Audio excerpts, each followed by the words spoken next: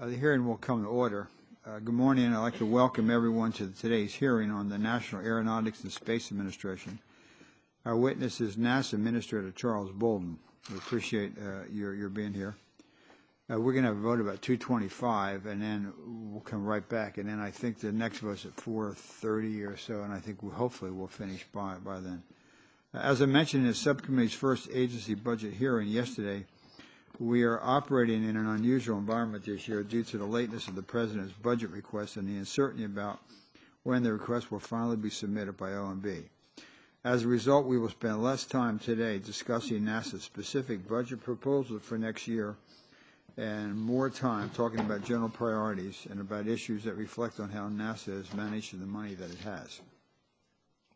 Some of those issues, such as the regular occurrence of cost and schedule overruns on major NASA programs, are long-standing concerns. Others, like NASA's management strategy for assisting commercial partners in the development of new systems for crew transportation to the International Space Station, are relatively new.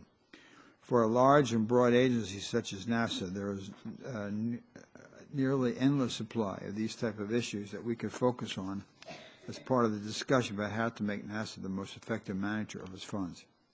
One issue in particular I want to spend some time on today is the quality of enforcement within NASA's internal security regime.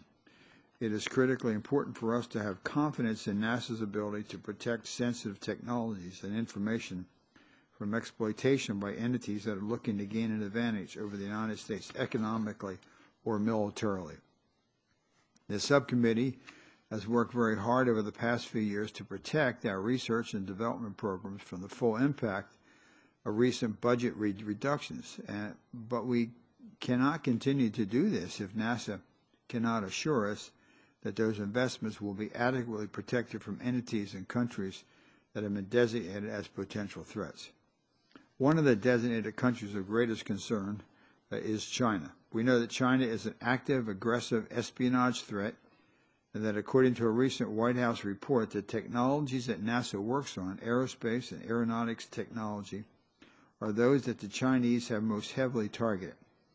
I suspect that this focus on stealing space and flight-based technology explains at least some of the major advances that the Chinese space program has made over the past few years. Those advances challenge both our preeminent position in human spaceflight and international security, as China's space program is run exclusively by its military, the People's Liberation Army. For all these reasons, I'm particularly attuned to any allegation that a lapse in security has provided China or any other designated country access to sensitive information that is supposed to be protected under our export control laws and other relevant statutes. As you know, several allegations involving both the Ames and Langley Research Center have recently been brought to my office by NASA career civil servants. These are all career people who have had a long history, no one's of a political nature. These allegations raise concern about NASA's ability to control sensitive information at events or on the Internet, its ability to appropriately screen and supervise foreign nationals working at NASA's programs or with access to NASA's information, and its ability to respond to possible security violations in a timely and comprehensive manner. One of these allegations centered on access of Chinese national Bo Jiang to a sensitive technology at Langley, culminated this past weekend with Jiang's arrest at Dulles Airport, where he was attempting to return to China in possession of a large amount of information technology that he may not have been entitled to possess. So this is not a theoretical discussion. We're talking about real people and real allegations of substantive violations, some of which are currently being investigated by law enforcement authorities, which we will not get into. I would like to discuss the problems facing NASA's security enforcement regime, as well as some of the potential solutions I hope we can get you to improve upon security. And I asked Diana to call over there because this can be a hearing on NASA espionage, spying, and then we can, or it can be a hearing on the space program. And so, that's why I'm waiting to hear, your comments. I've yet to hear any formal reaction from NASA to those recommendations, and I hope that the silence is not an indication of disinterest or a lack of commitment. I I plan on staying with the issue, and I assume the whole committee will help me, but even if they don't, I will be there because I feel very, very, very, very, very strongly about these issues. I believe that those specified reforms are necessary steps, and we have to do these things. So there's more that I could say about that, but we'll have some questions as we begin. But hopefully you can help us early on that. That means we'll spend less time. If not, we'll spend more time. But pursuant to the authority granted, I want to recognize Mr. Fattah first for an opening statement. Mr. Fattah. Thank you, Mr. Chairman, and to Administrator Bolden. It's an honor to have you before the committee again. And I want to say on the outset, I share the Chairman's concern that we do, and I know that as someone who's worn the uniform of the country and who's done just an extraordinary life of public service, that you too share any concern around dealing with protecting our national security and intellectual property. But I want to make some more general remarks. One is I had the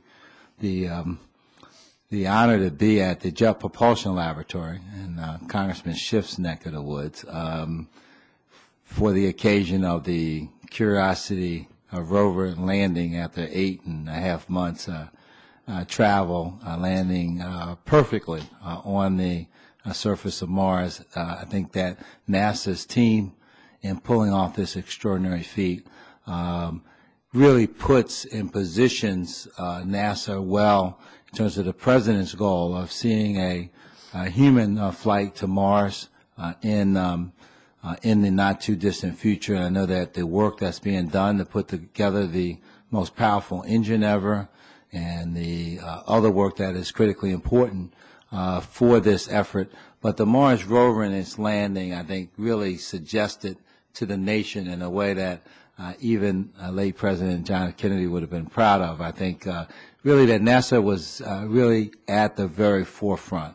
And I know you have dozens of missions, you have lots going on that sometimes it's hard to get the Congress and the country to focus on how successful NASA truly is. But I think this particular event really did galvanize the nation. So now I got a chance while I was in that area to also visit and to see the progress on the James Webb Telescope and a number of other activities, including SpaceX, which has become one of the 2 commercial carriers who successfully now, as was envisioned when the President and NASA made this decision to move aggressively in terms of commercial crew and commercial cargo.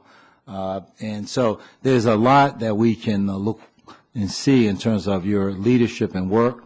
We appreciate your presence before the committee today. And I know there's some difficult times trying to imagine what your budget may be. And as you mentioned to us the last time you testified, you know, this is rocket science, and there are risks involved, there are challenges, but you have helped navigate this agency at a very difficult time in terms of mission and in terms of some of the challenges in terms of fiscal uncertainty. So welcome again and look forward to your testimony. Thank you, Mr. Fattah. Pursuant to the authority granted in Section 191 of Title II of the United States Code and Clause 2M2 of House Rule 11, today's witnesses will be sworn in before testifying. Please rise and raise your right hand. Do you solemnly swear or affirm that the testimony you're about to give will be the truth, the whole truth, and nothing but the truth? I do. Thank you. Let the record reflect that the witness answered in the affirmative. Administrator Bolden, your written statement will be made part of the record. You may proceed and summarize as you see appropriate. Thank you, Mr. Chairman. Mr. Chairman and members of the subcommittee, I welcome this opportunity to discuss NASA's continued progress in implementing the bipartisan program for NASA agreed to by the President and the Congress, which will ensure the United States continues to lead the world in space exploration, technology, innovation, and scientific discovery. NASA is developing spaceflight capabilities to send humans to an asteroid in 2025 and on to Mars in the 2030s. We're building the world's most powerful rocket, the Space Launch System, and the Orion crew vehicle for deep space exploration. In 2014, a little more than a year from now, we'll fly the first test flight on Orion, its first uncrewed test with an uncrewed flight of Orion and the SLS together planned for 2017. The first crewed mission of the two vehicles is scheduled for 2021. The knowledge we're gaining from the American astronauts living and conducting research on the International Space Station is critical to our future in deep space. In the coming year, we will prepare a year-long stay by a U.S. astronaut to explore human adaptation to space. We've begun commercial resupply of the station from American soil. SpaceX conducted its first resupply mission to the ISS in 2012 and is currently berthed to the ISS on its second resupply mission. Orbital Sciences Corporation is preparing for the maiden flight of its Antares rocket and plans its first mission to the station later this year. NASA is on track to send our astronauts to space from American shores using American companies by 2017. In critical support of the broader mission, we're developing and testing future technologies that will enable us to move and operate faster and more efficiently in space, land more mass accurately on another planet, and enable new destinations. Our ambitious aeronautics research agenda will reduce fuel consumption, emissions, and noise to make the next generation air transportation system a reality. With 60 missions observing the Earth, the Sun, the planets, and the universe, NASA remains the world's premier space science organization and the critical source of information on the home planet. Building on the brilliant success of our Curiosity rover on Mars, NASA plans a robust multi-year Mars program, including a new robotic science rover based on the Curiosity design, set to launch in 2020. NASA is on track for the 2018 launch of the James Webb Space Telescope, the most powerful telescope in history. In closing, Mr. Chairman, I want to address an issue of particular concern to you and me. That's securing sensitive export-controlled information at our NASA facilities. As you know, earlier this month, NASA completed a review of a potential security breach at our Langley Research Facility involving a Chinese national who worked for a contractor there. We referred this matter to appropriate law enforcement officials, and the person in question no longer works at Langley. We continue to fully cooperate with law enforcement officials investigating this current matter and stand ready to assist in any way we can. I also want to report on several additional steps that I've taken to address concerns you've raised and which I share. First, I've ordered a complete review of the access which foreign nationals from designated countries are granted at NASA facilities, as well as our security procedures with regard to these individuals more broadly. This is in addition to reviews being conducted by the NASA IG and others. My intention is to assess the need for an independent review, which you call for in your press conference, and once these steps of review, internal review, are complete. Second, I've closed down the NASA Technical Reports database while we review whether there's a risk of export control documents being made available on this website. Third, I've ordered a moratorium on granting any new access to NASA facilities to individuals from specific designated countries, specifically China, Burma, Eritrea, Iran, North Korea, Saudi Arabia, Sudan, and Uzbekistan. Fourth, while this review is ongoing, I've also ordered that any remote computer access to NASA resources be terminated for those from the same specific designated countries. Fifth, NASA has also been working very closely with law enforcement agencies on security and counterintelligence issues and will continue to do so. Sixth, the review I have directed is also being accompanied by a renewed emphasis to our supervisors and the workforce on the importance of our security protocols, including assessments of new training that may be needed. And I would say, Mr. Chairman, just before coming over here, I had the privilege of doing a video teleconference with all of our export control officers at each of the NASA centers who are having a meeting at the Stennis Space Center this week, and we re-emphasize the issues that are of concern to you and me. Finally, I want this committee to know that I've placed a priority on protecting security, export control, and safety compliance funding from any budgetary impacts from sequestration, and my team will continue working under that guidance. NASA takes all your allegations of security violations and those from anyone very seriously and follows a long-established procedure to investigate them quickly and thoroughly. These investigations are handled by our security and counterintelligence professionals in cooperation with the NASA Inspector General and other appropriate law enforcement officials. The agency is focused and committed to preventing and prosecuting all security violations. Mr. Chairman, I just want to add, this is about national security, not about NASA security. And I take that personally. I'm responsible, and I will hold myself accountable once our reviews are completed. With that, I thank you and look forward to your questions. Well, thank you, Mr. Administrator. I appreciate that, and I want the record to show that there was a whole series, and I will still ask a handful, but not to the degree that we were going to raise. But I do appreciate it. I think that's very important. And I know, and let me just reiterate what Mr. Fatal said of your record, in service to our country in the military, and also your son's service to our country in the military, in addition to your time in the space program. So I know that you're concerned to share these, and so I appreciate you acting quickly. There is one, and I'll just read a portion of the statement. I'll just end on the one, but in light of the arrest of NASA's contractor Bo Jang over the weekend, I had asked yesterday, and Mr. Fatal was here, the FBI Director Mueller, in a hearing, whether NASA's centers are significant targets of foreign espionage. Director Mueller responded, and I quote, "Certainly they're targets, yes, and it is a significant threat. We recognize that it has a significant threat," end of quote. He went on to say, and I quote again, quote, "If anything, I would say that the threat is more substantial than perhaps was 10 to 15 years ago," end of quote. Again, the FBI director believes that foreign espionage is a significant threat to NASA centers and is, quote, more substantial than it was a decade ago. So I think both NASA and the Congress will have to work together to heed his words carefully. There were a number of questions that I was going to ask you, which I will just submit now, many of them for the record.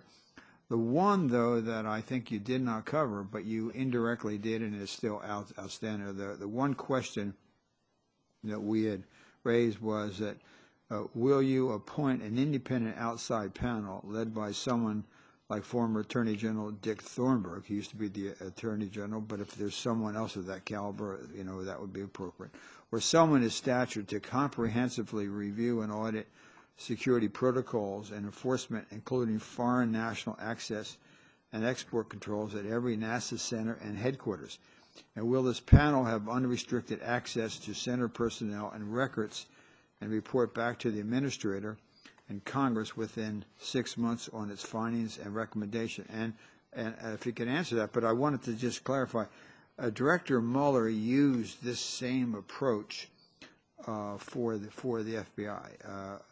When the 9/11 took place and Director Mueller was appointed, there was a transition over, and he embraced. We had the National Academy of Public Administration. We had a former Attorney General Dick Thornburg do it. It was very, very successful. Other appropriation committees have used NAPA. So the question is, would you comment on this outside panel? You sort of directly said it, but I did, Mr. Chairman. And in my first, when I read the actions that we were taking, and the first one that I said was I'd ordered a complete review. That review is being done by the Associate Administrator Robert Lightfoot. I gave him specific written directions as to what I want done. I've talked with the head of my Office of Protective Services, Mr. Joe Mahali, and Joe has actually said he feels that it may be that an outside review of the type that you mentioned would in fact be very helpful. So since he is doing an internal review of the Office of Protective Services, our security and export control, Robert is doing an internal review of all the centers. We've requested data. We just want to make sure that we get all that in and know what the depth of our problem is. As I told the export control officials this morning, they should probably expect that within a week or so, I probably will direct that we go out and ask NAPA, specifically NAPA, since that was who you suggested, to do an external review. But I didn't make that commitment. No, I think that's very fair. But that is my intent, my probable intent. No, I think that's very, very fair, and, Yes, sir. and it's appropriate. We have a vote on, and then we'll leave with 5 minutes left. But just to kind of narrow down a couple of things, for more than 2 fiscal years, NASA has had a statutory restriction placed on its cooperative activities with China. When the subcommittee wrote the restrictions, we intended to prevent all access by official Chinese visitors to NASA facilities unless advance notification and certification are provided. Are you interpreting these restrictions in this way? Mr. Chairman, as we discussed in your office, I still believe that our staffs have a philosophical, not a philosophical, a difference in legal interpretation on the law as it's written, and we interpret it to be a restriction with relation to bilateral activities with China. What I have pledged to do is that since I don't interpret it to include multilateral operations such as the International Space University, when we made a call to the staff. I agree. Yes, sir. But that's what I think we agree, but I just want to make sure, and what I have said I will do from here on out is, as a courtesy, even if it's multilateral, we'll let you know that, we have something that's coming, but we don't anticipate having a Chinese visitor to a NASA center here anytime soon. Good. In a letter dated June 20th, you had answered a question. You said, as described more fully in the cover letter, there were 156 Chinese nationals working at NASA facilities. I've heard the figure now up to 200. Can you comment on how many there are, and also how many Americans are working in PLA facilities in China? Yes, sir. Mr. Chairman, we have now done a thorough, we hope, search, and we have 281 foreign nationals from designated countries who are working, who have physical access to NASA facilities, and of those, 192 are foreign nationals from China. So the number is 192 foreign nationals. Now that number includes people with green cards and with visas. So but we still, that 192 are the ones who have been impacted by the actions that I just said I took with reference to access to different things that NASA does. Because in June of 2012, it was only 156, so the trend is really going up rather than down. Now, how many Americans work in Chinese facilities, PLA facilities? Mr. Chairman, I will get back to you for the record, but we have checked, and to my knowledge, we have no NASA personnel or personnel who are under NASA contract, NASA grants, or anything else who are working in the People's Republic of China. There are probably many Americans who are working in the People's Republic of China. Right, but I meant in the People's Liberation Army, the space facilities. We have none from NASA who are working there. The issue that we still owe you is, do we have anyone who is working on a NASA grant or who may be affiliated with an agency or an organization that's working on a NASA grant, but their work also takes them to a PLA facility? That is what I have to get back to you for the record. There, as an example, there may be an engineer who is working on a NASA grant, but his real job requires him working for Boeing or someone else to be at a PLA activity, not doing anything related to NASA, but doing their primary work. And I don't have that information right now. Okay. But we are trying to get that. Okay. Are you aware of any instances in which NASA has encouraged an external entity, as they did down at NASA Langley, to undertake with its own funds a cooperative activity with China that would be prohibited from using NASA funding? And are you going to be clarifying that with the contractors? Because there was almost a workaround to get around the subcommittee language. Will that be part of what you're looking at? Mr. Chairman, because you complimented Lisa Rowe, the director of Langley, the other day in the hearing, I want to make sure I respectfully disagree with the implication of what you just said. I don't know whether you meant to say it or not, but Lisa and her people are not attempting to use contractors as a workaround to the rules. We would not do that. And as a matter of fact, we really feel that we have been fully complying with the law, that our processes are strong. What I have determined is that, as any organization of our size, we may have some gaps in compliance with those processes, and I think that's what probably happened down at Langley. But we were not attempting to work around the law or the system or anything.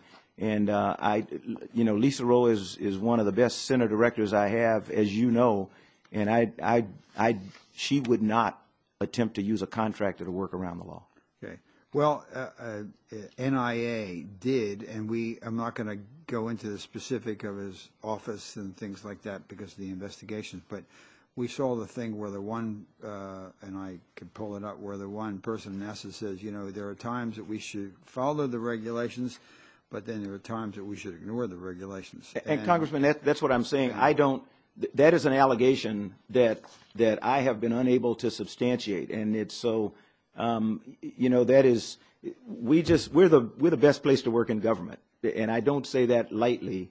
And we're the best place to work in government based on an employee viewpoint survey. And I went back and looked at that survey to find out if there were people who had indicated in the survey that they were afraid to come forward with violations of the law or export control violations. And we rank among the top in the government as people who say they trust their leadership. They have no qualms about coming forward with a violation of any kind. And so what our employees have told us in the employee viewpoint survey that made us #1 in government is incongruous with what the person or persons told you when they came in and brought you the report from Langley. Well, we had people from Ames and we had people Yes, from sir, Langley, I understand. and we had a total of 5. Yes, sir. All career people, and you can think about this for a moment, but if you like, we could contact, they are all concerned about their jobs. Yes, sir. But we could, and I would trust you implicitly that if you would want, and you can let me know, I would contact them and set up a meeting where just you came, no one else, to meet with them. But they were very, very concerned, and also they had lost confidence, and I'm going to end this because I told you that we're not going to keep driving this. Yes, sir. But they were not really very pleased with the IG. And I, frankly, have not been pleased with the IG. I have not been pleased with the IG at the local level, nor have I been pleased with the IG at the NASA level. So they were intimidated, they were fearful, and but I will give you the quotes, and I can show you where the man's office was, and I can show you where the F-20. I mean, we can go through some of those things. But if you want, you let me know. And with that's really not necessary. As I told you when we met before, no one was more bothered and concerned about these allegations than I. And as I said in my opening statement, I hold myself personally responsible. So I have tried to assure every single member of the 18,000 members of the NASA family that if they have a problem, they can come into my office. I reemphasize that frequently. And I am bothered at the effectiveness of my leadership if I have 5 people who say they don't trust me to come forward and tell me that they think there's an export violation. That's not about, I don't need to know who they are. I am bothered that even 5 out of 18,000 bothers me as a leader that they don't trust me and they don't trust their center director to come forward and say, we know of an export violation. Okay. And that's what they're saying. Okay. Well, we're down to 5 minutes. Yes, sir. If I were an employee, I would trust you to come in. I may not trust some other people. That's my point, sir. You don't even. But I may not trust some other people, but I would know that if I came in, and so you think about it, we're going to end because we're down to 5 minutes on this. If you do, you give me a call and I'll ask them to come on in. And secondly, I think I have kind of I appreciate your willingness to do all these things. If you could contact the committee when you make the decision with regard to NASA. Yes, sir. We will do that. Appreciate it. With regard to that, we'll be in recess until I think there are 2 votes. Yes, sir.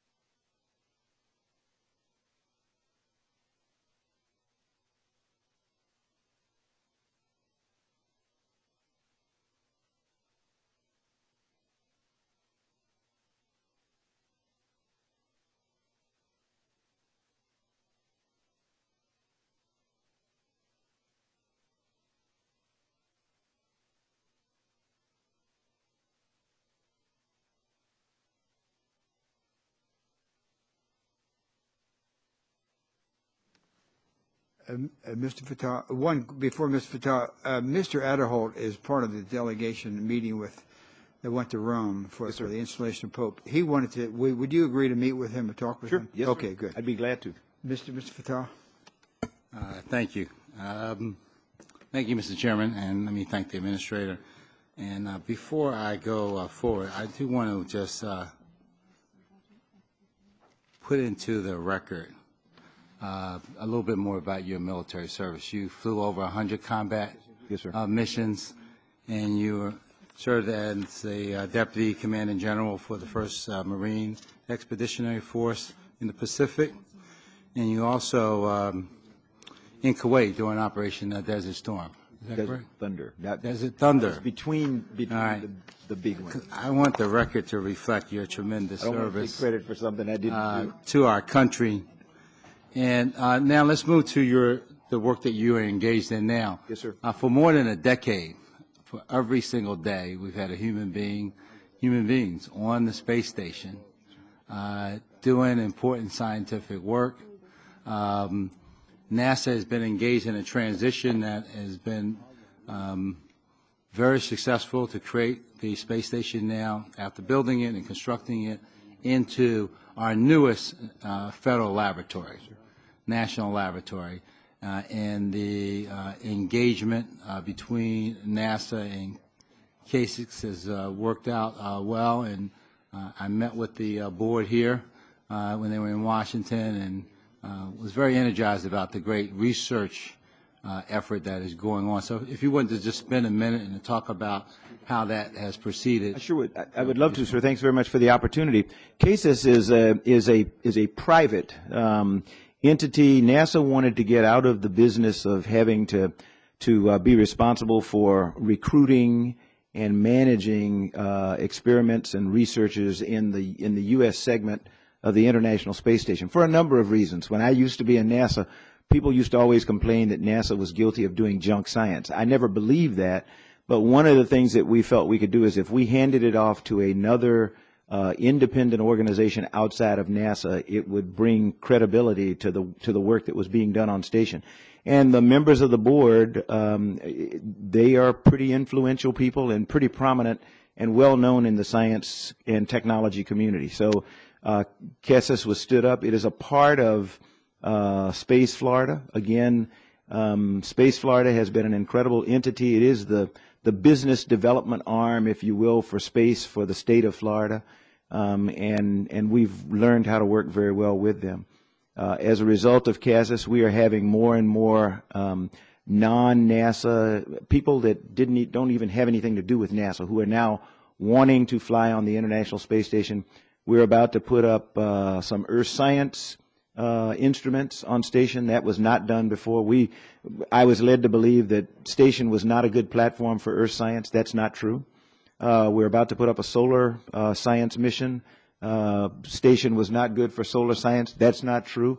So as a result of having an outside entity that helps us evaluate people that want to fly, we're able to put additional assets to enhance the utilization. What we hope that it will prove, it will be a model for the other partners, because the U.S. segment's only one part of it. All of our other partners, the Russians, the Japanese, the Europeans, they all are evaluating how CASIS works for us and thinking about a way that they could do a similar thing, because everybody's faced with ways to cut down on the operating costs, the daily cost of running the International Space Station. And so it's proving to help us. Well, I'm been quite impressed with the work that's being done there, and I know it could not have happened without NASA's full partnership in it. Now, we just had the head of the National Science Foundation in yesterday, and in part he was talking about the great work that they're doing, but he mentioned in the agency's involvement in the stand-up of this new observatory in Chile. Yes. And of course, we have other observatories like in Hawaii and the like, and we have the Hubble. And now, as the Webb telescope starts to come into view, can you help the committee understand how all of this interacts one to another and gives us a better sense of?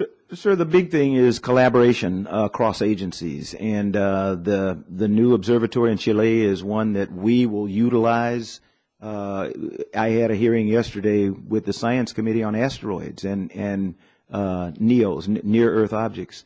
The observatory in Chile will give us another instrument that we can use for identification and tracking. We have a number of different places around the world. A number of them are National Science Foundation sponsored, if not funded, facilities. So we take advantage of the collaboration with the National Science Foundation to get information that helps us determine identification and characterization of asteroids, if you will, as one example. We fly out of Point Arenas, Chile, every year. We go down into the Antarctic. We actually do some work that's in collaboration with the National Science Foundation. Again, it's our earth science efforts from airborne earth science. When we go north, it's called Ice Bridge. I think we call it the same thing in the south, but I don't want to say that because the ice guys will tell me I don't know what I'm talking about. But we fly toward both poles to do ice research, and a lot of that is done in collaboration with the National Science Foundation also. And the last point I'll make in this round is I had an occasion to go speak at a conference on severe weather events. You know, obviously we've had the most, in terms of aggregate number, one after another, the most severe weather we've ever seen. But it was fascinating because a number of the experts at NOAA, which is also under our committee's jurisdiction, who operate the National Hurricane Center, actually some of them were educated through NASA's education program. And I had a chance to meet with your education team and the hundreds and hundreds of scholarships and fellowships and that NASA has provided, you know, have an impact far beyond, you know, so for instance, when we had Hurricane Sandy, I mean, the fact that they were able to pinpoint exactly the location that it was going to hit actually saved lives, saved, you know, so it's, you know, NASA's benefit is far beyond its space exploration, and it helps right here on Earth in so many different ways. So I want to thank you, and if you could talk a little bit about the education work, because I know you've made this an important part of your leadership. That'll be my last question for this round. Yes, sir. I try to be a good follower, and when I interviewed with the president, one of the things he told me that he really wanted to be done was he wants to increase the number of engineers in STEM fields that come out of this country, since the days when we would bring people in from other countries, educate them, train them, and they would choose to stay here and become citizens, it doesn't happen that much anymore. They tend to go back home now for a variety of reasons. But so we've now got to train our own because we don't compete right now with other nations in terms of producing engineers. You know, many times it's because we just don't have the numbers of people. I'm not excited when people, they like to cite the number of how many more engineers China creates than we do. Well, how many more people do they have? So, you know, if you say a percentage of the population, we're probably as good as they are, but we're not good enough. And so NASA really focuses on STEM education, and it's STEM education K through 12. This committee and the Appropriations Committee from the Senate have been very good through the years to make sure that we have adequate funding for a number of programs, the NASA Space Grant Program, MUREP, and others that allow us to focus our efforts into underserved communities where we can try to enhance the numbers of people, young people who get interested in STEM curricula. So that it's a passion for me. As you know, it's a passion for Leland Melvin, who's the Associate Administrator for Education, and we're trying to help Secretary Duncan and help him have the best education department in the world. All right. Well, thank you. Yes, sir. Thank you, Mr. Chairman. General Bolden, thank you for your service to the country and all that you do at NASA. You know how strongly we all support you and how passionate this subcommittee is, and the Congress has been really arm in arm in working together to support NASA and do everything we can to keep America's space program the best in the world. And looking forward to the day in the near future when anytime the NASA administrator appears, the room's packed. You've got as much excitement out there in the country as there was when when I was a kid growing up in Houston, I remember vividly the Apollo program and the tremendous excitement that the whole country felt. Those days are coming again, but I think it's not for lack of effort on your part or the part of the Congress. I personally think NASA is spread too thin. There's too much interference politically with what you do. And how do you plan any big, complicated, expensive rocket or spacecraft with the pillar-to-post, year-to-year budgeting, appropriation cycle you got to deal with? So Chairman Wolf and I are working, as you know, on legislation that we'd look forward to your help and support on to try to give NASA more stability and predictability, let you buy rockets and spacecraft the same way the Navy buys aircraft carriers and submarines with multi-year procurement, to give you you and your successor, as I think Chairman Wolf has told you, we'd be delighted to see even you be, if once our bill passes, you be the first new director of NASA, would be just fine, but give you more stability like the FBI director, overlapping administrations. We'll look forward to working with you on that. And in terms of looking to the future and what lies ahead for NASA and the manned program and the planetary program, could you talk to the committee a little bit about the effect of the Senate looks like they're going to act today or maybe later today and pass the 5 appropriations bills with a CR for the others that will include the CJS bill, which is contains language that Chairman Wolf and Senator Mikulski have worked out that's got strong support both in the House and the Senate.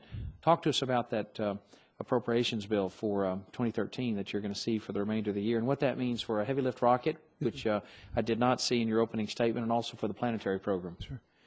Sir, as the NASA administrator, I'm always happy to get whatever the Congress chooses to appropriate. However, I must say that we still, though the mark is what I would consider to be close to what we asked for, it has some shortcomings that will cause us problems down the road. And those shortcomings are exacerbated by the fact that sequestration was allowed to take effect. And so on top of any reductions, there's another, as you know, there's another 5% across the board reduction.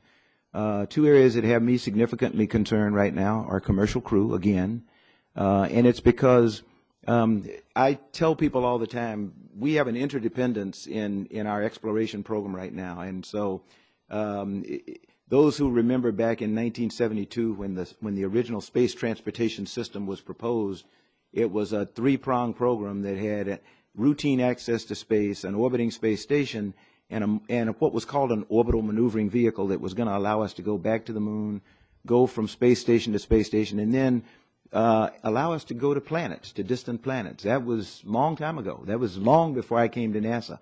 But that was the vision. We didn't do right back then. We decided that we could only afford one. And when you take a triangle and you take a leg away, the triangle falls. And that's exactly what happened to any hope of exploration beyond low Earth orbit for NASA for the period of time between 1970, when the space transportation system was originally approved, and when we phased out the shuttle in July of 2011. We have an opportunity now again to put the triangle back together. And if you don't have all 3 legs, if you don't have heavy lift launch vehicle and multi-purpose crew vehicle, the International Space Station, which is that's our toehold on the universe today, and commercial crew and cargo to get us in and out of low Earth orbit, then you take away a leg, and the triangle won't work. So yes, but the heavy lift rocket, talk to us about that and the planetary the program. heavy lift You've rocket is essential, as I mentioned, and we have support for it. You know what? If I were king for a day, I would, and I think I've talked to the chairman about this a little bit. Flexibility within the top line would be absolutely superb for us. We are in the development program business. The heavy lift rocket, the multi-purpose crew vehicle, you know, we have a flatline budget, and I can live with that if we're allowed flexibility inside that flatline budget. And what that means, we can't have winners and losers. I need to be able to move money in the exploration program when I need a chunk of money for the heavy lift rocket or construction of a test facility or something. I need to be able to move it there to keep everything going sequentially, so that we don't have to stop a manufacturer or an industrial partner, and we don't have that flexibility right now. Right, but I know but the top line is good. Sure, and that's in this environment a blessing. NASA, that's an indication of the support of the Congress, the chairman, and Chairman Mikulski for NASA, because everybody else is really getting cut. And we admire you, support the agency, and so that's a good thing. And yes, sir. I told the chairman I will talk to Congressman Adderholt. Every Congressman Adderholt, he's gonna want me to agree that we should put even more money into the heavy lift launch vehicle, and I would not agree with that. I'm a person who tries to be honest. I don't need a lot of extra money in the heavy lift launch vehicle right now. I do need additional money to shore up commercial crew.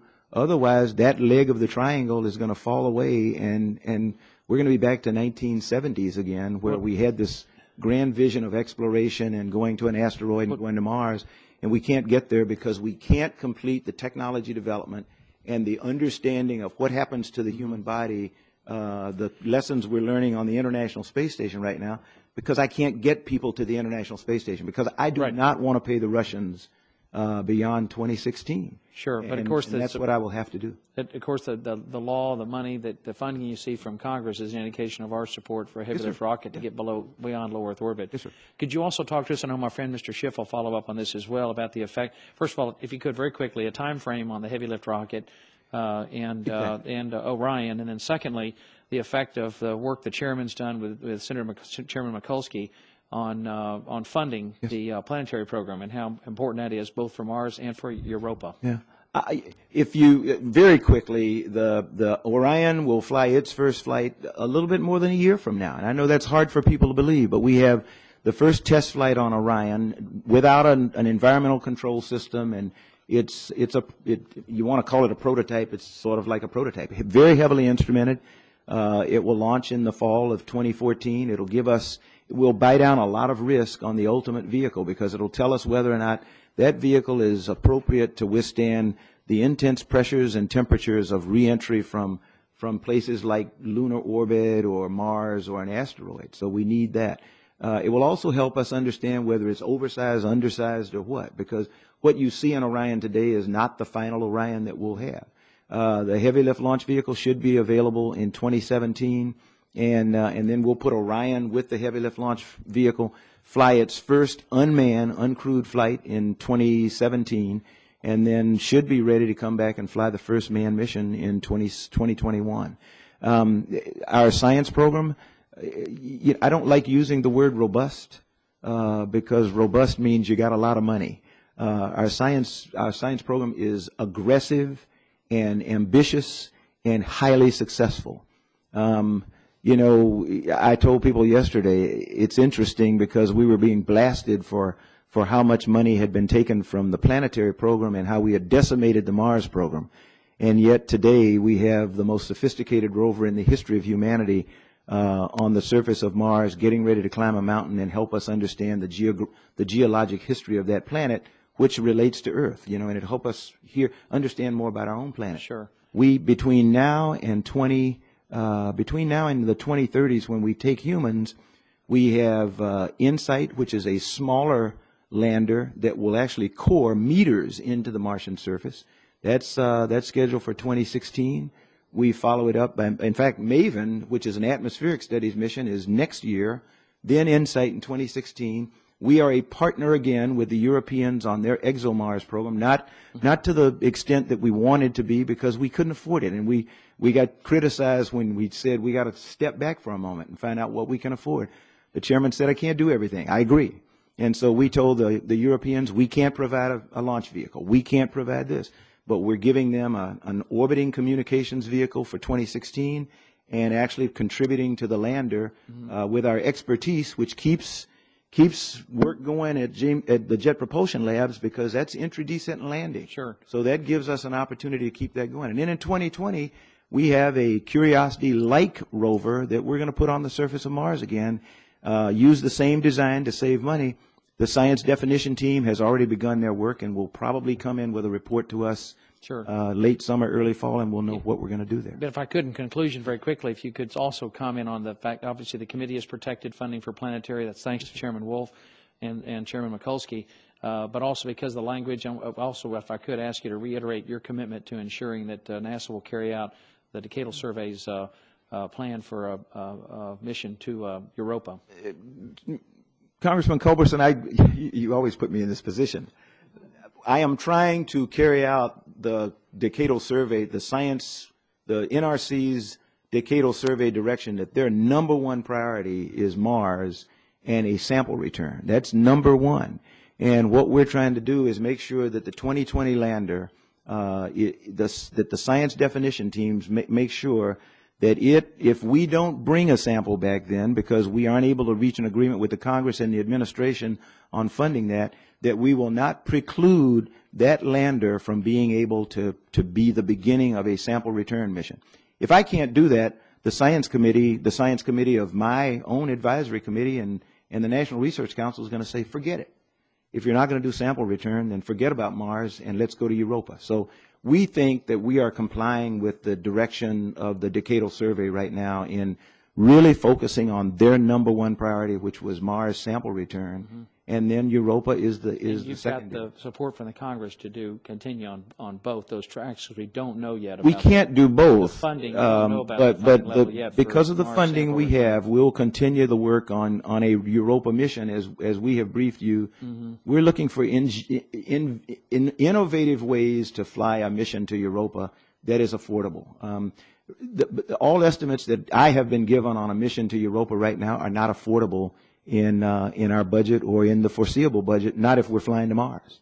So, we cannot do both, and so, but we continue our developmental efforts at a lower level, not a full development program yet, but that's why the conceptual Congress has got development. language We're doing in the bill that. to make Yes, sir. sure that we are preserve doing that Yes, sir. ability to do that mission. We continue to do that. Thank you, sir. Yes, sir. Thank you, Mr. Chairman. Thank you, Mr. Chairman, and I just want to join my colleague at the outset in thanking you, Mr. Chairman, and also Ranking Member Fatah for your strong support of planetary science and the Mars program and Europa, which are in a far better position now than they started out a year and a half ago and would be nowhere without your good work. And Mr. Administrator, it's good to see you. I do want to set the record straight on one thing. That we have been very critical of the administration on Mars, not because we don't acknowledge the incredible success of Curiosity, but rather because Curiosity, the development of Curiosity occurred in prior years, and while we're funding the current operation of Curiosity, none of us are content that Curiosity be our last great achievement. So it was very important to us to continue in the tradition of Curiosity with other great planetary science missions. And I'm very grateful that NASA has moved forward with another Curiosity-like mission and as part of sample return. And I share my colleague, Mr. Culberson's deep interest and commitment to Europa, which I think we also think is a fabulous mission and of great scientific interest, and something I think we're all committed to. And we need to work on the resources, we need to work on the sequencing and the timing, and we need to work on bringing costs down. But I think we all have a deep interest in both those missions. I wanted to ask you about the Mars budget. I understand it's very important to launch in 2020, given the technical challenges and uncertainties surrounding planetary orbits with launching at a later date. Can you tell us how NASA plans to ensure that adequate resources are devoted to pre-formulation of the Mars 2020 mission to minimize risk and to enable a successful launch on schedule? My main concern with respect to the 2020 mission is that I'm concerned that if NASA backloads the funding too much, we'll lose critical expertise that we've gained from developing and launching Curiosity. So if you could address that. Congressman, as we briefed, as we mentioned before in conversation with people, when we brought the 2020 proposal forward, we showed where we could fund 2020 in the 2013 budget and the projection forward for the out years. It will be tough due to sequestration. So that word keeps coming up because that changes everything that we told you. If as long as we can manage our funds the way that we are doing currently, then Mars 2020 will be okay.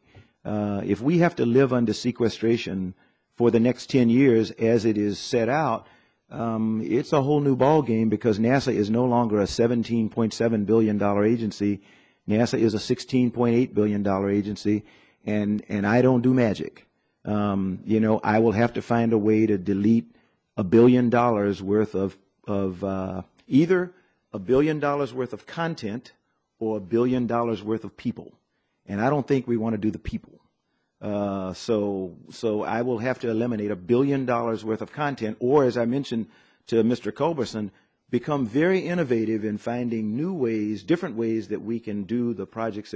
What was so great about Mars 2020 is it's a carbon copy of Curiosity, and that's why I'm relatively confident when I tell you that I think we can. We should not have problems with Mars 2020. We've got pieces and parts. We've got all the expertise. The only thing we have to do with Mars 2020 is put the results from the science definition team together and then determine whether or not we can do all the science that they want to do. But the mission itself, minus whatever the final science turns out to be.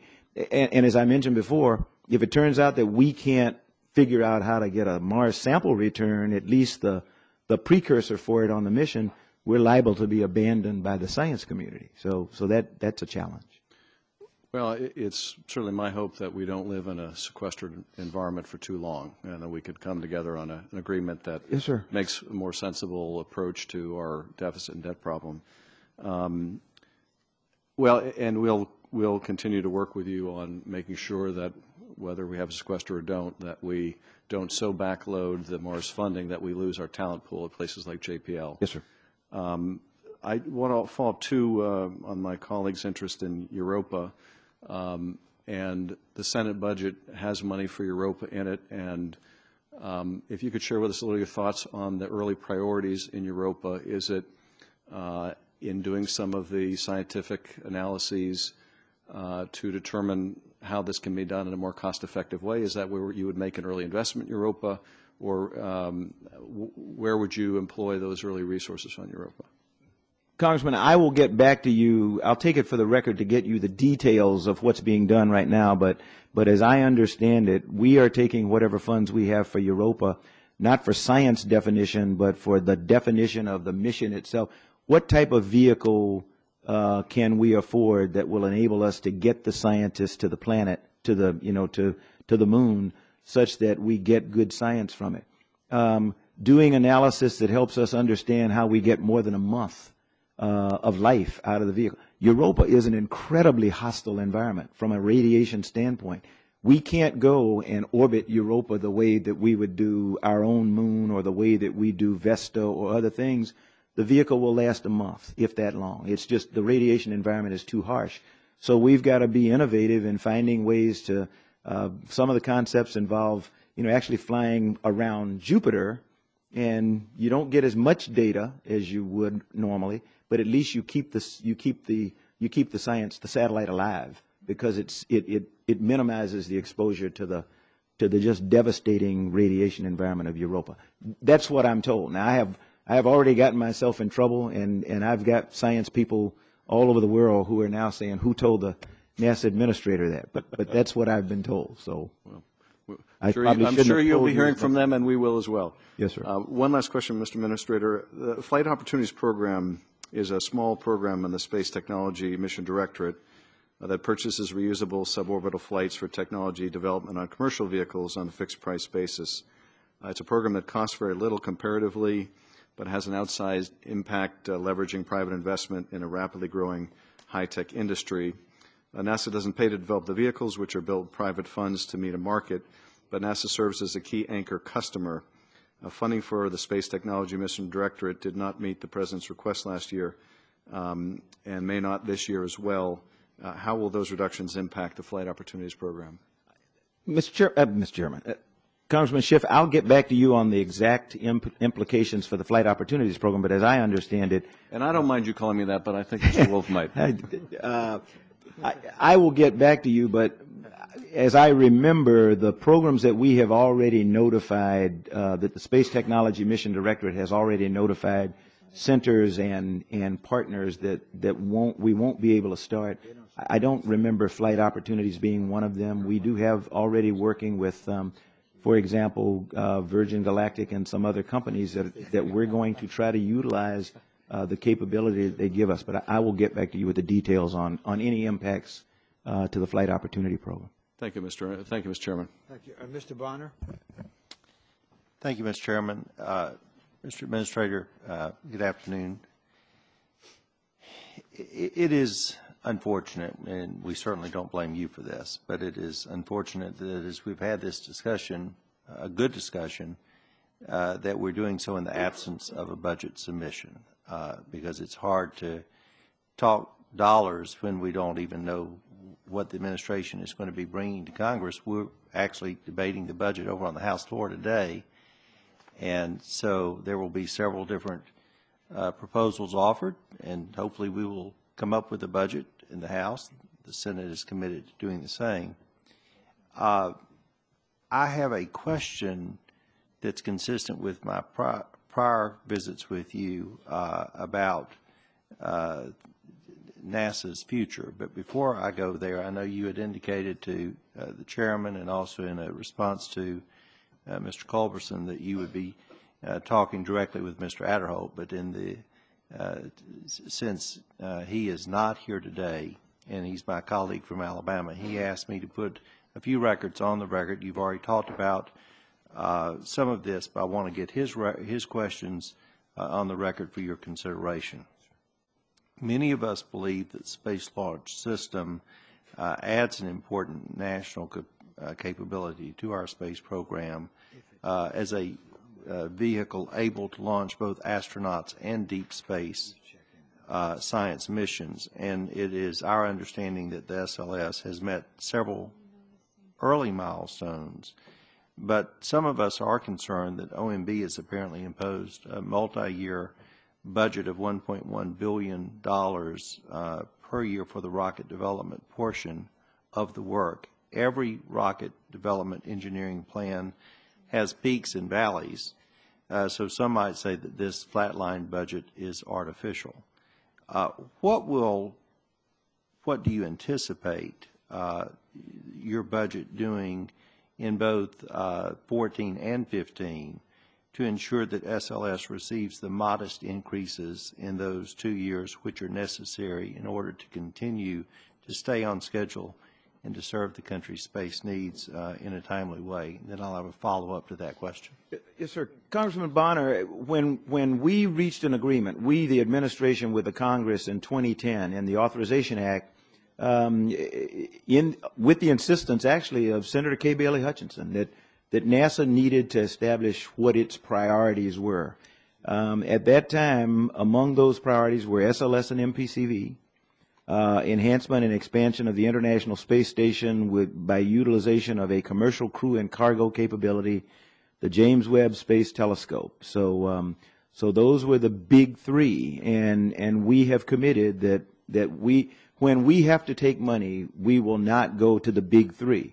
And that's, if you look at the budget submission for 2013, even when we've gone through 5% cut exercises and everything else, we've blocked those off. I recently added safety and security and export control to that we won't in effect across the board cuts to those areas just like we do everything else. Again, I hate to keep going back to it, but the one thing that could impact SLS and MPC sequestration, but again, looking at 1 year.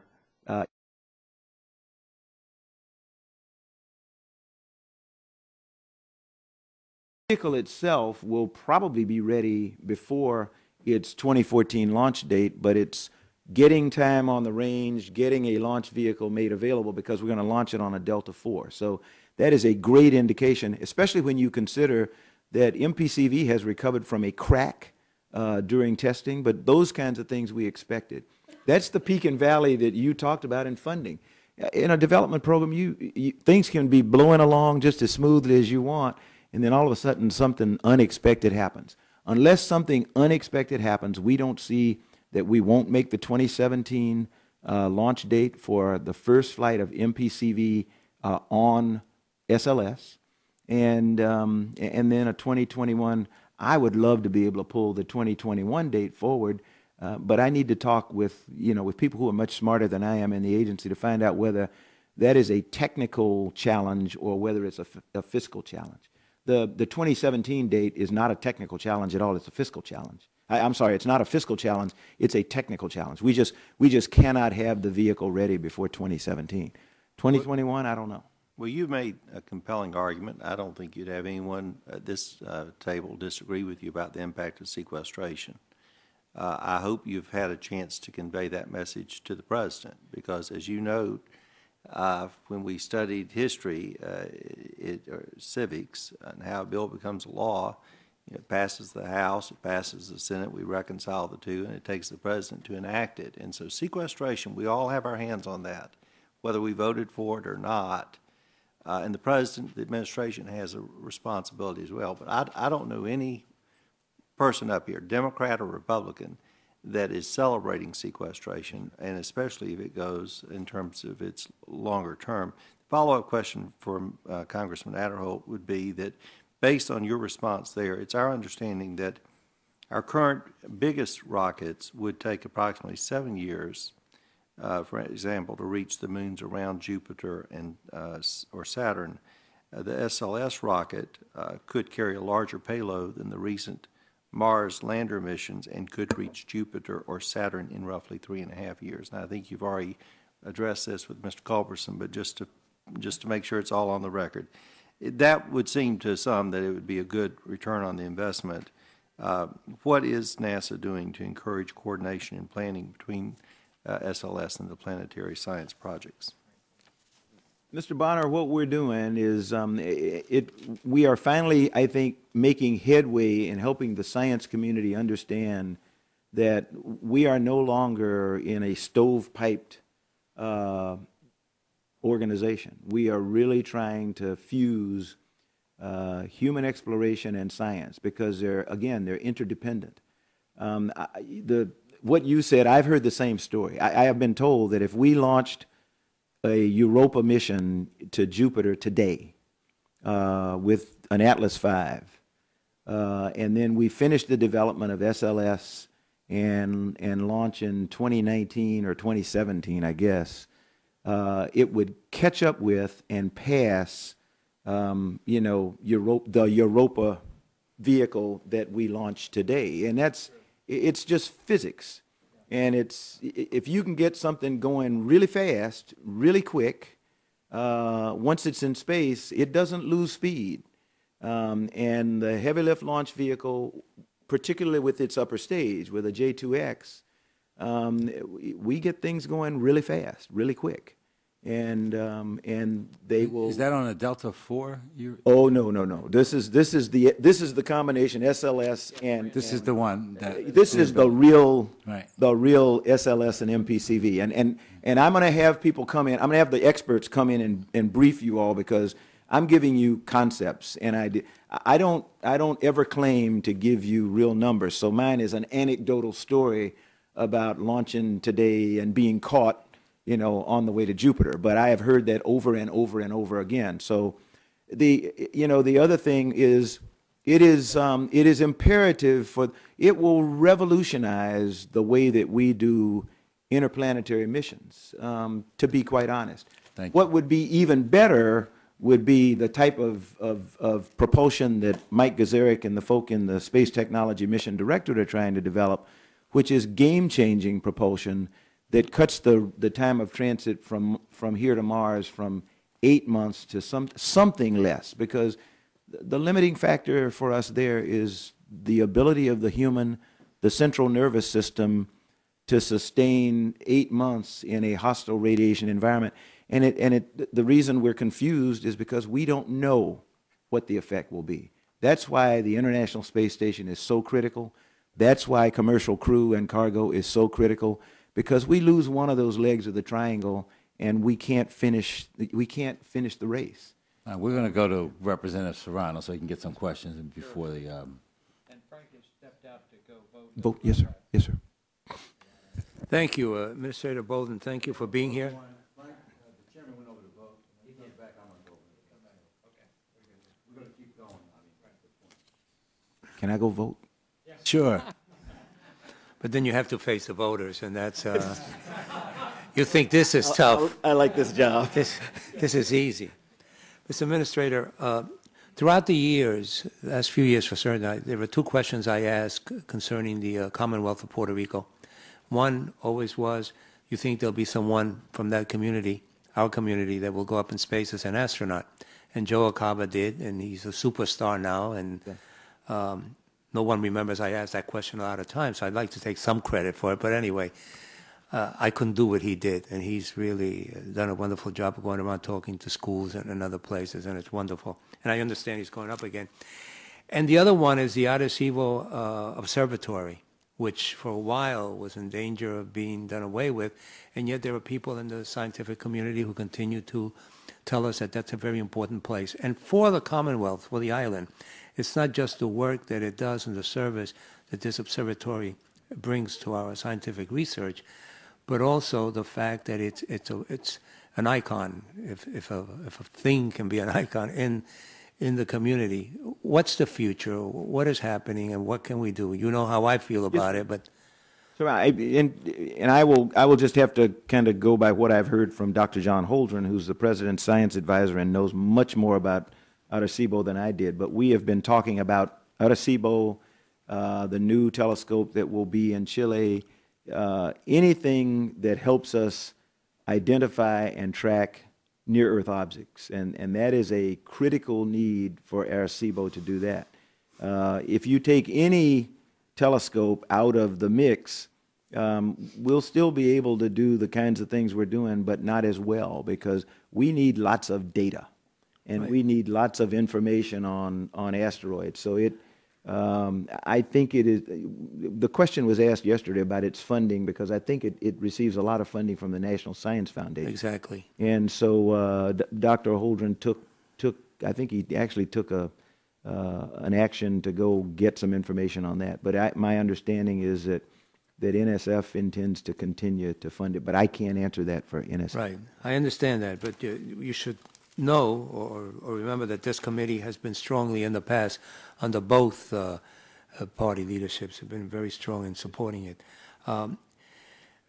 Quickly, the whole issue of STEM, the lack of engineers, if you will, it can't be that people are not capable of teaching it, so it may be that we don't have folks who are interested. And yet we live in a society where young people are involved in technology day and night. Is there a relationship between the society we have now and going into these fields? And if not, how can we resolve that? I tell you, the person who could answer that question brilliantly is Joe Acaba. Joe Acaba is a school teacher. He was a middle school math teacher and selected to be an astronaut in a class that NASA made the conscious decision that we wanted to bring people who knew how to teach, who had an education background, into the astronaut corps, not as payload specialists, not as anything, but as full-term astronauts. And Joe is one of the incredible ones. And I think what we have to do, and I think he would tell you the same thing, or if you get a chance to see Sonny Williams, who will be here on the Hill tonight for a reception, I think they would tell you we have two challenges. We always talk about inspiration, but you can't inspire a young person if they don't know what's available. So we've got to inform them of what's available. People like Joe Acaba, Sonny Williams, Don Pettit, who is the modern-day Mr. Wizard. We have to continue to get them in front of school kids remotely most of the time, downlink from the International Space Station, visiting a school every once in a while when they can, to say, look, I'm no different than you. I started out just like you did. Right. You've got to study really hard and work hard, and you can do the same thing I've done. Thank you. On a lighter note and in closing, one of the advantages of being bilingual, obviously, is that you see words you recognize. So when I saw Europa for the first time before I did my homework, I realized that that's Spanish for Europe, and I was wondering, what the heck were you making such a big fuss? Not today, but in the past, about going to Europe. I said, you can do that with no sweat. Then I did a little homework and realized that it may be the only moment where speaking Spanish created a little problem for me. Thank you. Thank you very much. Thank you. And the chairman's return. So I'm going to take a few minutes, and then I'm going to go vote. But let me, and I'm glad Mr. Culberson is still here because he's my good friend. There's nobody more serious about this science business than him, and I'm a full supporter of his work on planetary science. But I do want to make sure that we just correct the record a little bit. You said that the administrator didn't mention this, the space launch system in the statement. It is in the first paragraph. I got to make sure that we get the record. Just, you know, I don't want him to think I'm picking on him in his absence. But this, all of the dollars that you are spending at NASA are, to some degree, very significantly micromanaged by the Congress. And You said that's right. I said that. I right. agree. And my friend in his statement said that he was working on some legislation to give you more flexibility. And then in between all that, he went back to saying, well, this is what we want you to do. And this is the problem here, and I want to make sure that we're straightforward. Yes, sir. And that we all understand each other, and that you are basically doing what the Congress has laid out. So in this this launch system deal, the Congress has even spelled out almost to the degree of how much cargo it's got to carry and so on and so on. So this is not, this is policymakers in the Congress kind of laying on to NASA very specific requirements that then you have to figure out the science and the technical capability of carrying out things that may not, that in some cases might even work at cross purposes. Like get there as fast as you can, but carry all this stuff with you, or get there as fast as you can, but we want to send humans too. I mean, these things make it a little more challenging. And then to constrain the budget on top of that. But I think it's important to note that there was an agreement with the administration that said, okay, we're going to do this long-distance run to Mars. We're going to believe in the American private sector and believe that they can do something that the government's been doing for decades in terms of low Earth orbit. We're going to commercialize that, and we've seen the success of that. And that's going to save money in the long term. And that this was part of a package of agreements that you have been carrying out, and really, it was probably more challenging to fly combat missions over enemy territory to deal with some of the challenges up in the Hill and the various committees that have jurisdiction, because we have funding jurisdiction, but there are committees that have authorizing jurisdictions. And then, of course, there's the Holy Grail. There's the U.S. Senate, which is just in charge, right? So these are issues that you have to manage. So I want to thank you for the work that you're doing. I wanted to set the record straight. Yes, sir. I appreciate it. And while I'm doing that, Mr. Schiff said that Chairman Wolf might be concerned if he was called chairman. I would be concerned if he was called chairman, since he'd have to get past my chair to get to the chairmanship. So thank you very much. Sir, thank you very much for your very eloquent presentation of the facts. Thank you, Mr. Yeah, I don't care who we call, but I understand from your point of view.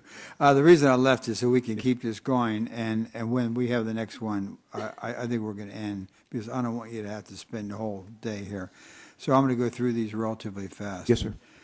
There is U.S. Use of Space Act agreements. There is a wealth of information available online and in other public sources about unclassified federal contracts, including who has received those contracts, their dollar values, and their purposes. As far as I know, there's no comparable source of public information about NASA's Space Act agreements. Why shouldn't this information be available to public scrutiny? Mr. Chairman, are you asking why shouldn't Space Act agreement information on classified programs be available for public scrutiny? No, the unclassified. We are working, as a matter of fact, we're working to provide for the Congress and the American public it would be more like a spreadsheet that would list the Space Act agreements that we have in force. And I actually think It was very tough for the committee to get this. I think we provided that. Yeah, to the but committee as well. I meant for the public, though. Why shouldn't it be available for public scrutiny? It's public money, and Mr. Chairman, I will take it for action. I thought once we provided it to you, it was in the public domain. I think it's in the public domain anyway. And Mr. Chairman, let me go back and find out. I thought once we gave it to you, it's gone. no, we didn't do that, and the authorizers. No, sir, could I not didn't get mean it. that, sir. I Yeah. meant once we provide it to you, then it is no longer privileged information between the administration and the Congress. Unless we put something on it that says sensitive, what's it, Diana? Sensitive but unclassified. If I put an SBU on it, it means that one of the companies has asked us not to divulge some technical information because it's proprietary, but we very seldom have that. I think I sent you something recently on the security issue, but usually when we send it over in a regular document, you can have it. And Well, you can I put think it the up- we'll authorizers. put it up on a website. I think the authorizers had a problem. NASA's process for entering the Space Act agreements is extremely decentralized. The individual centers control much of the process and even have authority to enter into some agreements without headquarters notification or review. How do you ensure consistency in the application of standards and controls when the centers have so much autonomy? And shouldn't it be centralized? Shouldn't you have the final sign-off? No, sir.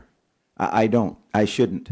I am not if we want to get things done, the purpose of a Space Act agreement, as I understand it, as directed by the Congress, is to enhance the transfer of technology, enhance NASA's ability to help grow the economy and make us stronger.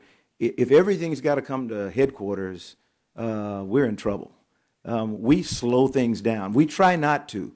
Major Space Act agreements that involve utilization of big facilities or something that may, that may have dual use for a national security need or something, I probably need to be involved. And but there are some things that the centers do where we have asked them to find ways to better, more efficiently utilize their facilities that we know we're going to need down the road, and we don't, there's no reason to access it, but we're not using it. Okay. An example would be the Johnson Space Center with the Neutral Buoyancy Lab, the NBL.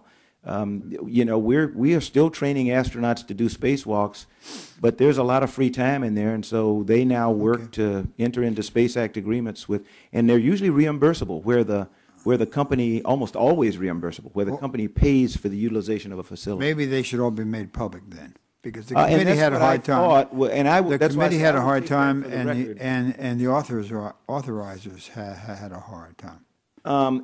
As I said, I will get back to you, but Okay. we talked about what I think you're telling me. I agree with you that Space Act agreements should be available in the public domain somehow, whether it's online or something.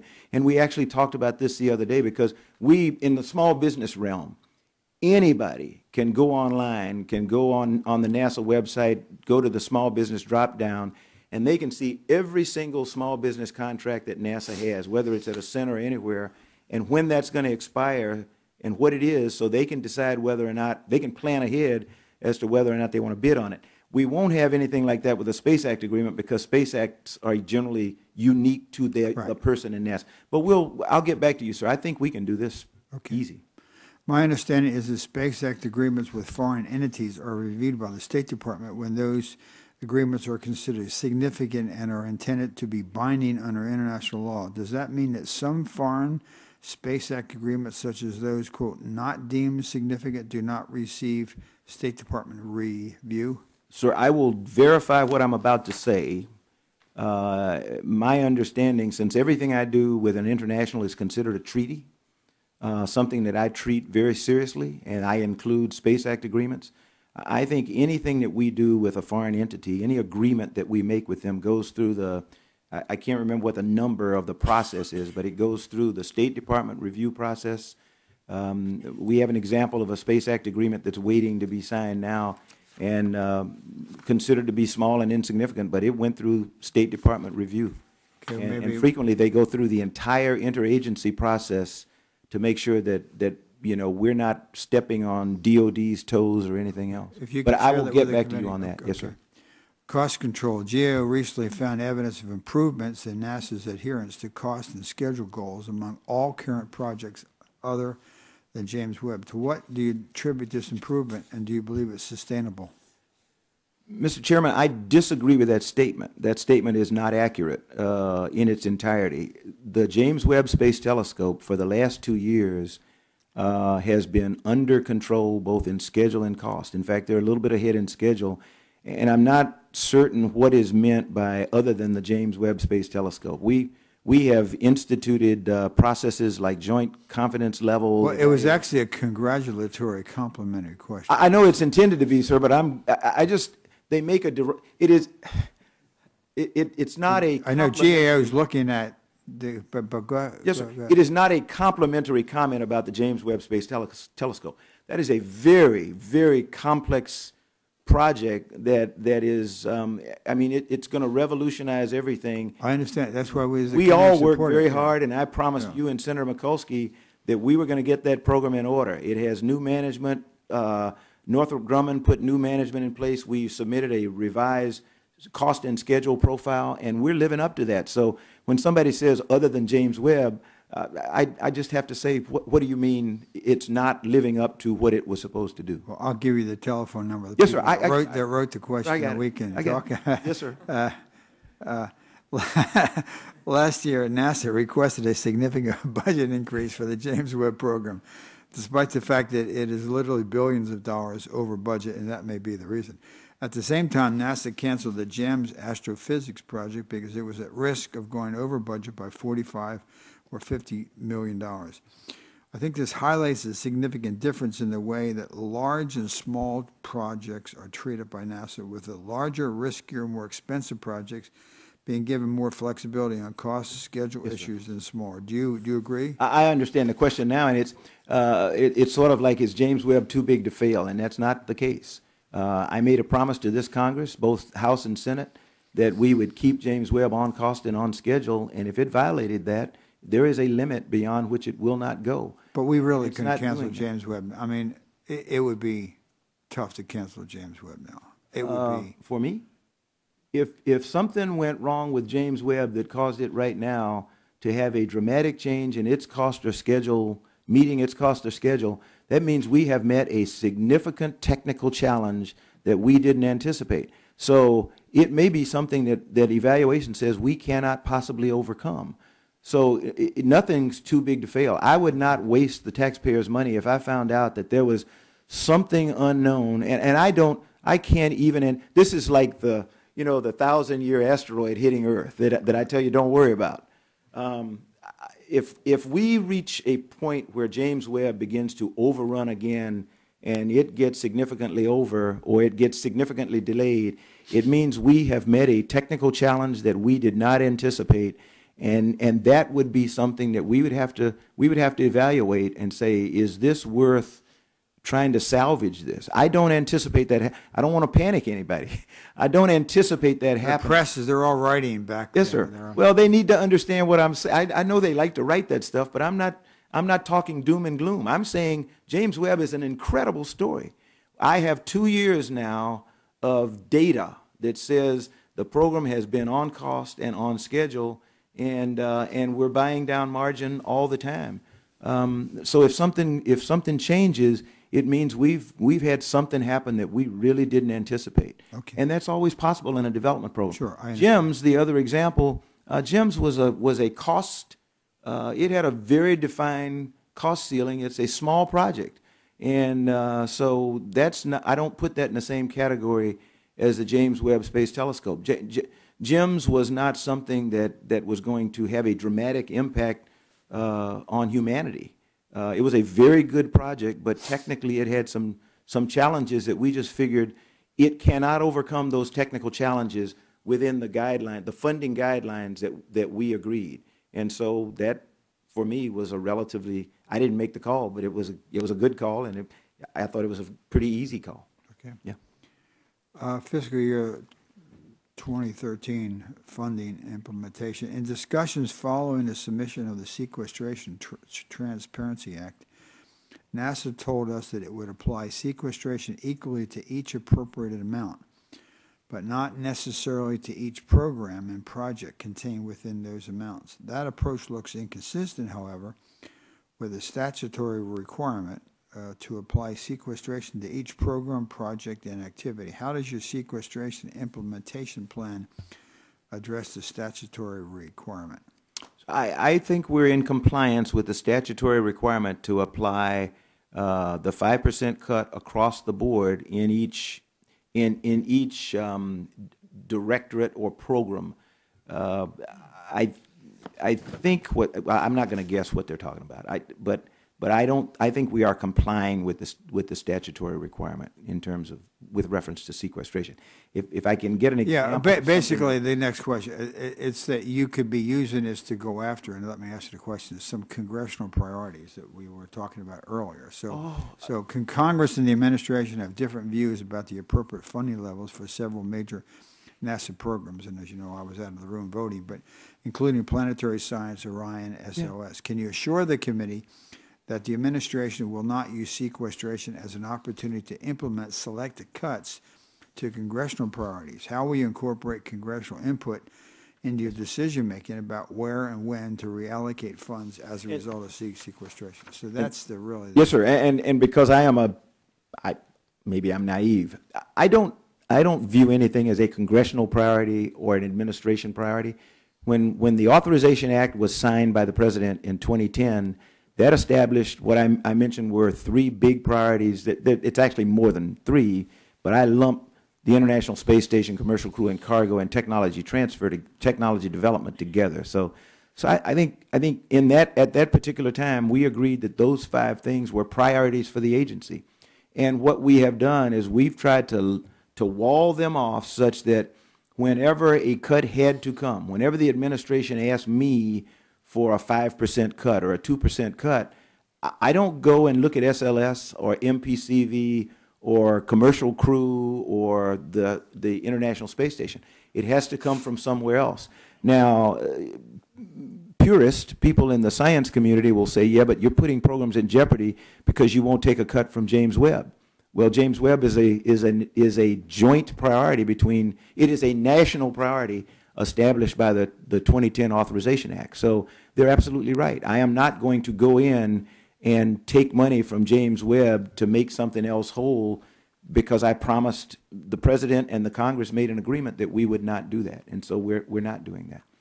Yes, sir. Weather satellites. Although NOAA is responsible for the procurement and operation of the nation's civil weather satellites, they pay NASA on a reimbursable basis to manage the design and development of these satellites through a joint agency satellite division. Do you believe this basic division of funding and responsibility between the two agencies is successful? And as you know, the Senate had language in that they pretty much, took from. And I understand. And the answer to the question, I think it is highly successful. As demonstrated by almost everything that we have managed for NOAA, whether it's GOES or whether it's NPP or JPSS, we're always challenged financially. I think the arrangement that we have with NOAA, and I'll take this opportunity to compliment the former NOAA administrator, Dr. Jane Lipchenko. She was awesome to work with because she's now gone back to academia, but it was great to have a fellow administrator pick up the phone and say, hey, there's some confusion. We're not in sync. And we still are able to do that because we attend each other's programmatic reviews. In the case of a lot of the weather satellites, the JPSS program, we sometimes co-chair each other's reviews so that we make sure that we stay in sync. Now there's no one home at Commerce. They have no secretary. The acting secretary is leaving. They have no Census Bureau. They have no PTO. They have no NOAA. I mean, they have really. It's like the boy in the movie Home Alone. Remember that movie? Yes, sir. I do. There's no one over there. Home Alone 2 also. Home Alone. I didn't see that one. I really liked it. It was good.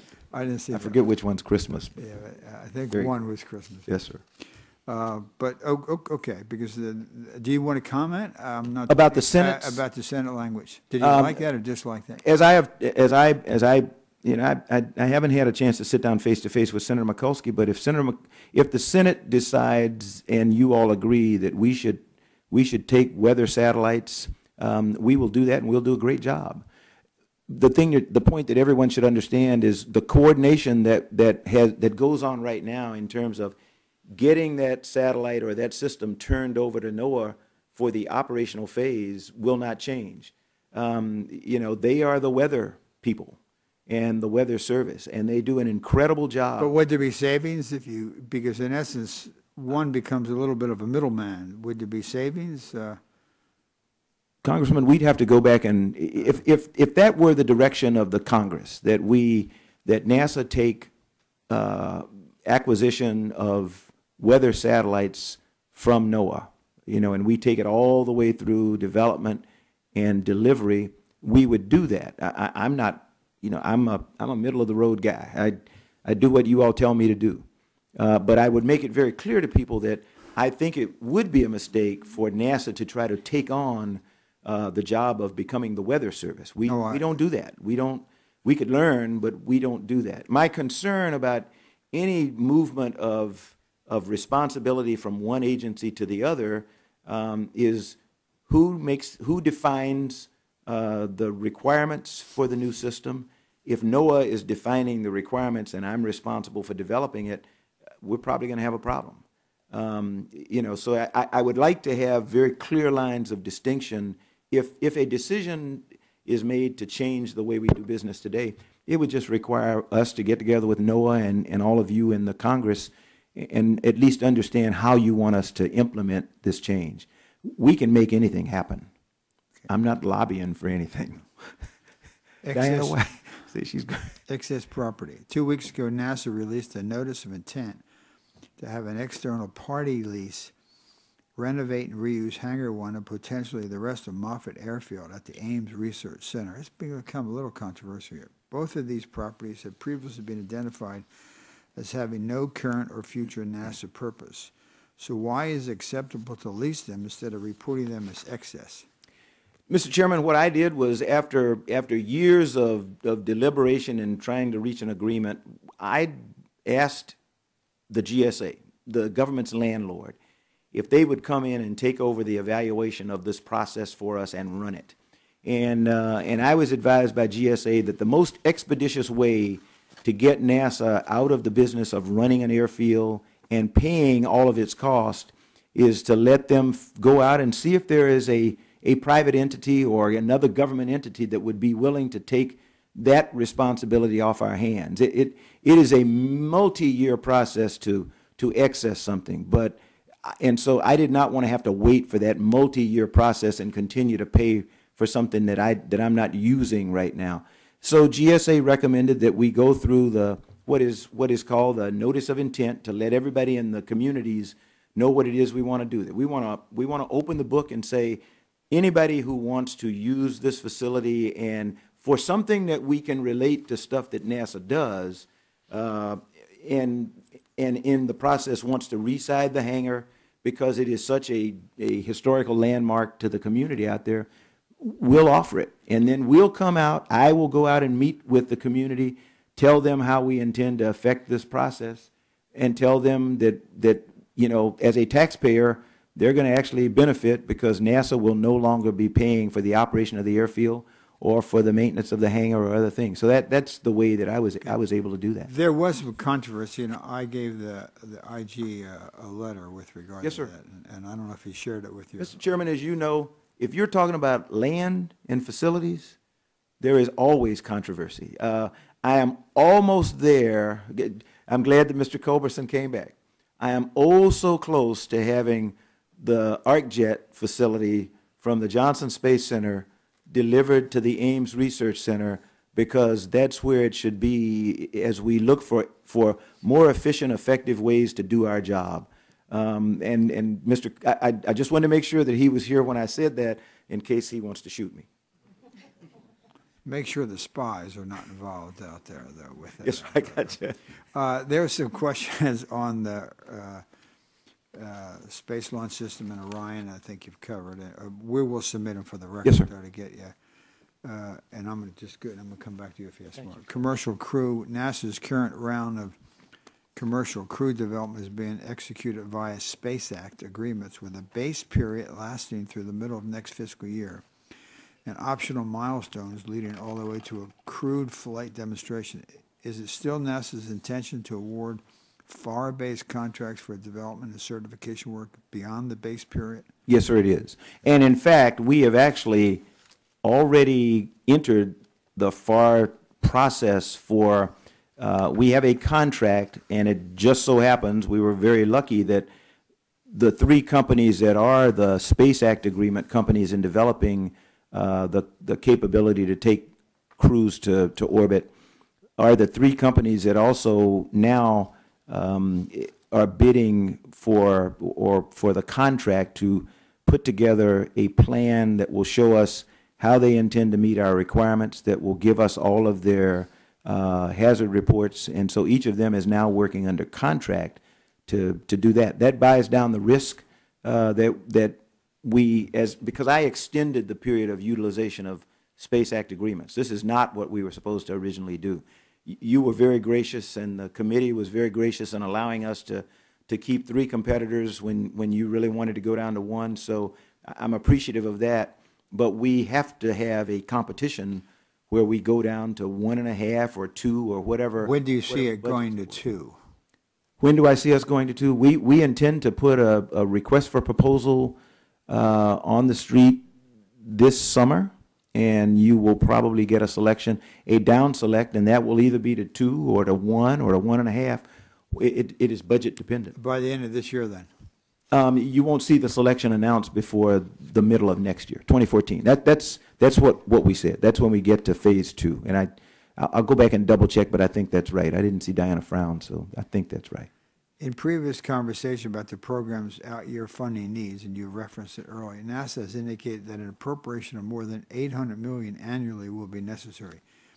Given the overarching funding constraints that the Congress is likely to be operating under, and the need to make continued investments in other high-priority programs like James Webb, Orion, SOS, it seems improbable that the program's budget can be increased. Can the program achieve its goals with an annual funding rate closer to the currently authorized level? Mr. Chairman, it can achieve part of its goals. Its goal to facilitate the success of a commercial space capability to get astronauts to the International Space Station can be achieved if that's what the Congress decides to do. The goal of flying in 2017 cannot be met at a funding level of $500 million. And that is consistent with what we've said since I've been the NASA administrator. It's really hard to go from an estimate of $1 billion a year for developing a program down to 300, then 400, and then up to 500. And we have managed to hold the line on 2017, but if we aren't able to get up to the $800 million level, then I will have to come back and officially notify the Congress that we cannot make 2017 for availability of commercial crew. And that puts the triangle in jeopardy. Yeah. Okay. Let me go to Mr. Culberson. Right. Thank you, Mr. Chairman. On the thank you for bringing up the ARC jet. That's of course a real concern in Houston. The ARC jet facility at Johnson was supported by the fees paid by the users, and they had reimbursement contracts. So the cost was near zero, obviously, and they had NASA personnel working on it. But the facility— That's not zero, sir. It's a lot less expensive than the Ames facility, which I understood was funded. NASA funded up to 45% of the cost of that facility. You've already moved the ARC jet components? We are trying to finalize the arrangements for the transfer of the ARC jet facility. We are still negotiating. We're still trying to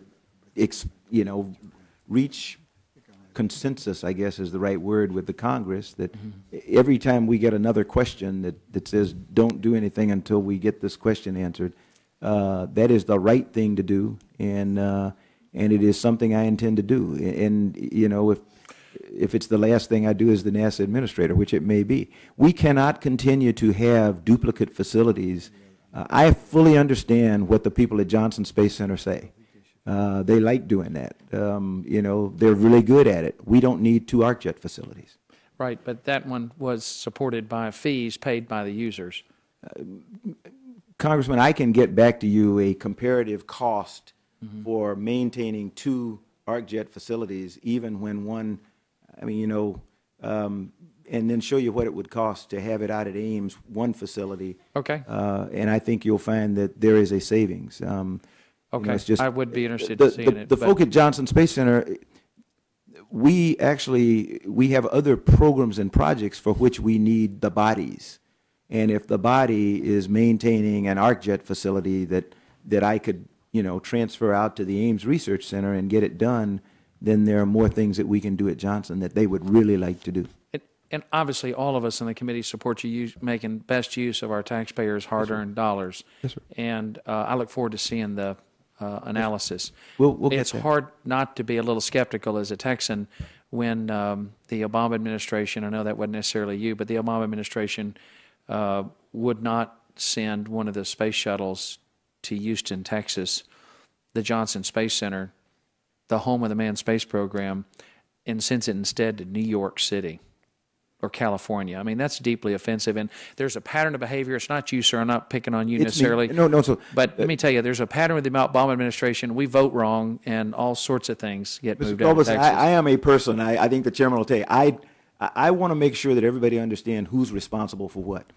The president didn't have a clue where shuttles were going until I delivered the word that I'm going to have a press conference and we're going to announce this. He did not intervene in that. That was my decision. I'm criticized for it, and I appreciate that. I am a Houstonian by adoption. Sure. And we had a process, and in that process, the city of Houston did not come out 1, 2, or 3. And we can review that with you again. I would like to put that to bed. To be sure, I do honest. too, and I know, and the chairman knows this from my history. I really do my best not to be parochial or, you know, because the space program is a strategic asset to the entire country, and I've also always done my best not to look at it as a jobs program because it's for the good of the entire nation. And I've always felt, and have told all my friends in the space program in Houston, that it's always better if we don't think of the space program as a jobs program. Look at it from the perspective of the country as a strategic asset, as a way to protect the high ground, as a way to preserve our innovation, our ability as a nation to innovate and pursue scientific excellence and lift up the human heart. All those things are vitally important. And, oh, by the way, it's a great jobs program. I'm with you. But let me tell you, it is a sensitive subject in Texas. It does cause a lot of hurt. And then when something like the ArcJet gets moved out, it just adds to it. Congressman, one thing I would say is there is no threat to the Johnson Space Center by seeking efficiencies. As you said, JSC is the home of human spaceflight. You know, and mission control is there. That's not going to change, at least not in the foreseeable future. I mean, if the Congress, you know, if you mandated that I have to reduce centers, you told me that you were going to institute a NASA BRAC, then, you know, everything's on the Sure. table. But we're not doing that right now. Talk to us a little bit about, if I could, the effect of, because we are in a really tough budget environment. Looking out forward, you're going to obviously have the support of this committee and the Senate committee. Chairman Wolf has been just there's no one fought harder to protect NASA or the sciences than the chairman, and Senator Mikulski's been terrific. In a flat funding environment for the future, because we didn't really get a chance to tie this up on the heavy lift launch rocket system and Orion.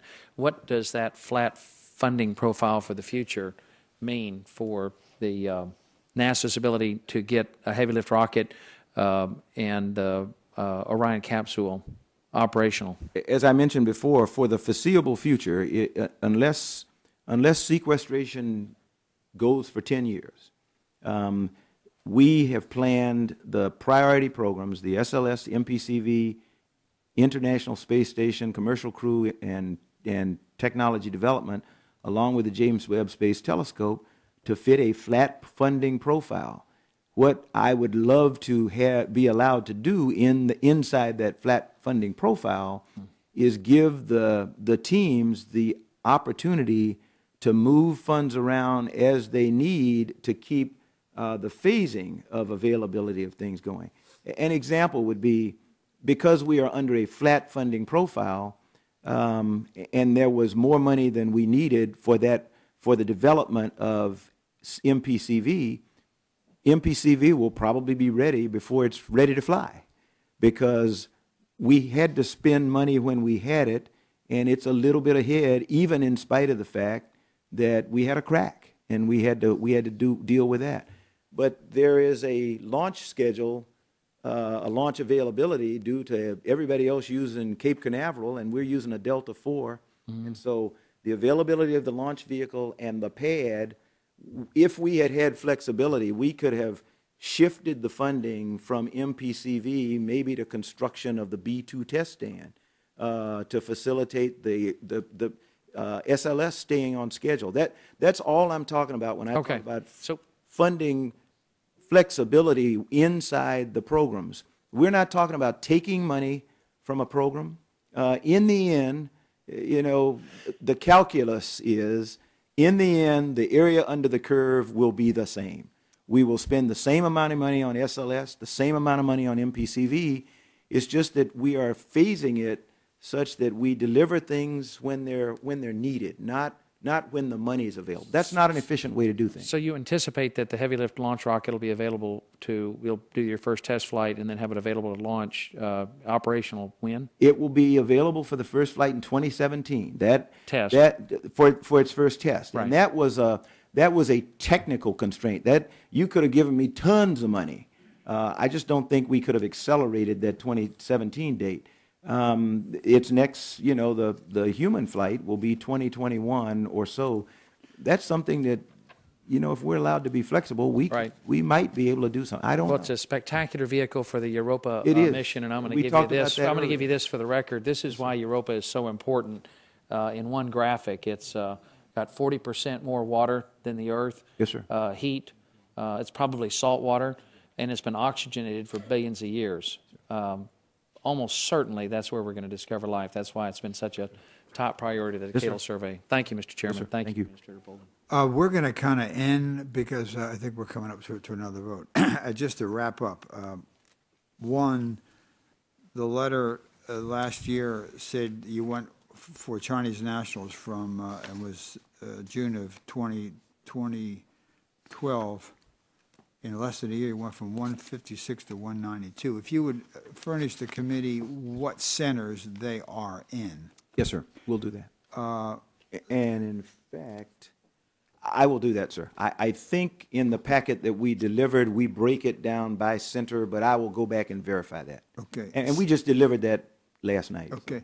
Secondly, and I want to make this very clear, part of your problem at NASA, I believe, was the IG's office. And if the IG can't do a better job, NASA ought to get a different IG. This is a real test for, I understand, but this is a real test because the IG sort of blew these things off because we've been talking, the Ames case, the IG gets an F. He's failed. And in the NASA Langley, he gets an F. He's failed. And so, because we talked to career people, they went into the IG. So this is a test, and you might tell the IG this, or he'll probably hear it. If this doesn't work out, this is really a failure of the Inspector General to do his job, or the Inspector General staff to do their job. And some of the comments that we've had when they come into the IG, and it is reflected upon you, and in some respects, the IG. So so this is a test, and if the test is not, we're going to ask for a new IG there, because we're going to make sure that. Thirdly, what I would like to do, Mr. Administrator, because you have heard me talk about China. In China today, there are roughly 25. The number flexes up and down. Catholic bishops that are under house arrest.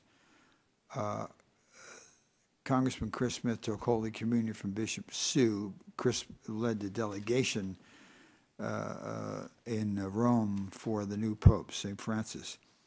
And that bishop who gave Holy Communion to Chris Smith has never been seen since, been taken away.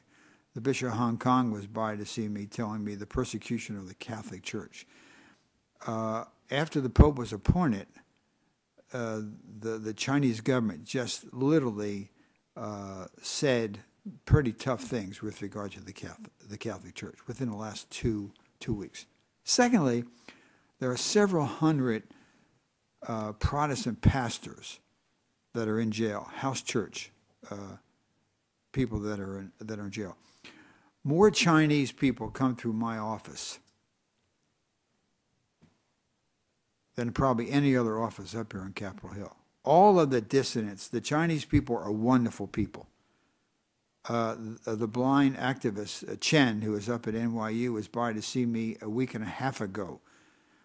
We're having a hearing with Chen in 2 to 2.5 weeks. All of the dissidents come through my office. They're wonderful people. They want freedom. There have been 101 Tibetan monks that have set themselves afire, who have poured kerosene and gasoline on them, have set themselves afire, and have died by the hands of the Chinese government. We know what they're doing in spying. They run the program whereby they're selling organs, kidneys, and for well over $50,000 to people that come from the West. I was in Beijing prison #1, where they were making Tiananmen Square demonstrators. You remember Tiananmen Square? It was the People's Liberation Army that opened fire and killed the same people that run the space program, fired on the crowd and killed all the people in Tiananmen. When I was in Beijing prison #1, we saw Tiananmen Square demonstrators who were making socks for export to the West. They were still in prison in the late 90s. Just so you have a better understanding, I'd like to, for some time, when the blind activist Chen comes into town, when Bob Fu, the leading dissident, when somebody from the Cardinal Kung Foundation and the Catholic Church, somebody who works for the Dalai Lama, and to really come over and take a half an hour and sit down with you so that you understand. We did this with Secretary Guterres in the previous administration. So can I get agreement that you'll sit down with these people so they can understand? Mr. Chairman, I would be glad to sit down with them. I would only ask one thing, and that is that I be allowed to ask them. You can ask them any question you want. If what they feel our inability to help. You can ask with anything. their space program. You can ask them anything. Well, I mean, that would be fair. Yeah. Keep in And mind, I would be I more than guarantee happy. you. Yes, sir. And I'll come over with them. Yes, sir. And you and I have a healthy. Yeah. We respectfully disagree on this, and I think that's good. I applaud you for your devotion to human rights, and I equally agree. Like we said, I grew up saying you keep your friends close and your enemies closer. So, but not to have 192 so close that they can spy and Bojang can take it away. So yes, sir. I mean, I left that subject, but I can't. I mean, yes, so anyway, so okay, I will arrange for them to come over and see you. Then the last question was, with the budgetary, then if we're having this budgetary problems of the figures on commercial of 800, why have two rather than one? Mr. Chairman, that was what I meant when I said when we get to the down select, I think it would be unfortunate if we ended up with one, because then we're in the situation that if that one goes, we're back to the Russians again. But if the budget only supports one when we go into the competition phase, that's what we're going to go with. I do not, I would not like to extend the period of Space Act agreements again. That's the one thing that But the numbers in the House bill were higher than the Senate bill. Yes, sir. And so I think you have to factor that in as you come to that. And so, And sir, I did not say we could not accomplish the goal of commercial spaceflight. I said that the goal of flying in 2017 cannot be met at a level of 520. No, I understand. No, you were very clear. And then I'm going to go to Mr. Culbertson for a second. The last thing is if you could get back on that, and I do appreciate your accepting those other things at the outset, and if you could let us know when you make the decisions on that, I would appreciate it. With that, I'll go to Mr. Culbertson. I just want to very briefly, Mr. Chairman and Administrator Bolden, because other committee members had conflicts and couldn't be here, but Chairman Wolf has the united support of the entire subcommittee and, frankly, the Congress in the language that he's included in the bill on China and his work to prevent the NASA from cooperating with the Chinese Space Agency. Everyone in Congress, Frank Wolf was a pioneer in opening the eyes of the Congress and the country to the espionage that China has been engaged in for so many years. He was the first one out of the gate to talk about this. He opened my eyes to it, and I can guarantee the House of Representatives supports this good man and his work, and I just want to be certain that you and everyone at NASA understands how deadly serious this problem is, and how important it is that it's not just Frank Wolf; it's the entire Congress, and this subcommittee is behind him. He speaks for all of us, and we're going to back him up 110% on making sure that the Chinese do not penetrate our space program. There's this theft. This Inspector General should know, and I hope he's listening, that we stand behind our chairman on this effort and making sure that there's aggressive investigation and prosecution of not only the Chinese agents that are involved, but anyone at NASA that has helped them penetrate and be able to steal this technology. And please stop trying to find ways, please, not just you, but the entire agency, stop trying to find ways around the language that's federal law that Chairman Wolf put in. You can't just look. It doesn't just limit this to bilateral. I mean, you can't, it's not, I heard you say earlier that you felt like NASA's in full compliance with this law, and that maybe multilateral agreements might be okay. That's not the way the law reads. You want to read the law in its entirety, and clearly the purpose of the law is to prevent the Chinese from getting access to our space program because it's run by the People's Liberation Army. Congressman, so I just want to reiterate, we're behind this good man. I understand that 110%. And as I've said before, I don't think no one was as concerned as I was when we had the alleged breaches of security anywhere in NASA, and I intend to make sure that it doesn't happen. But I would be derelict in my duty if I did not give you my position, and that is that, I think we can work with countries and keep them from stealing our technology or doing whatever it is. We work with the Russians today. We're not perfect, but we do a pretty good job. Yes, sir, but this is an absolute prohibition.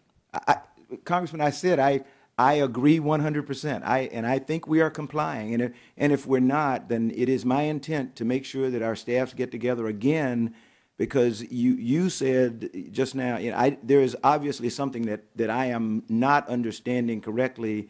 I did not think the prohibition inhibited or prohibited participation in multilateral activities. For example, going to a forum where there are multiple countries present there. I know I cannot enter into any agreement with the Chinese. Or hire contractors that employ Chinese and bring them in and put them over an F-24. We are not doing that. And if we find that we are doing that, then that's why the investigation is underway right now. Well, Chairman Wolf speaks for all of us on this. I understand that. Yes, sir. Okay.